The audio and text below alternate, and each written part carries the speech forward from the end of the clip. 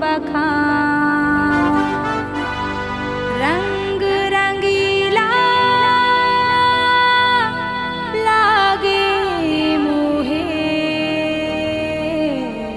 प्यारा हिंदुस्तान।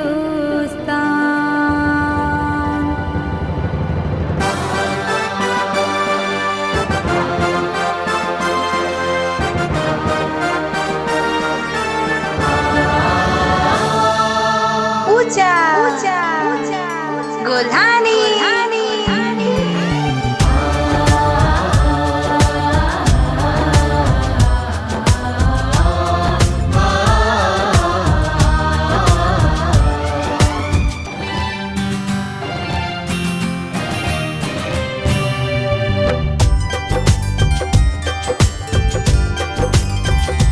हिंदुस्तान हिंदुस्तान हिंदुस्तान जिंदाबाद। हिंदुस्तान हिंदुस्तान हिंदुस्तान जिंदाबाद। हिंदुस्तान हिंदुस्तान हिंदुस्तान जिंदाबाद। हिंदुस्तान हिंदुस्तान हिंदुस्तान जिंदाबाद। हिंद की धरती पर गूंजे मेरी मैया का गुणगान। हिंद की धरती पर गूंजे मेरी मैया का गुणगान। हिंदुस्तान हिंदुस्तान हिंदुस्तान मेरी जान।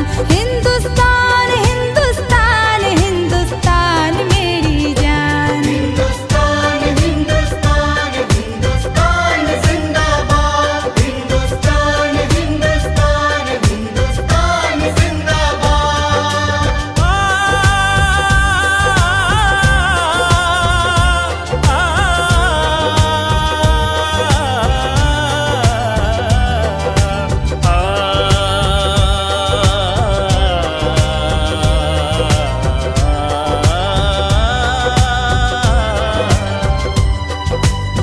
ग प प ध ध ध नि नि नि सा सा ग रे सा ग रे सा नि सा ध नि प ध ग ध प।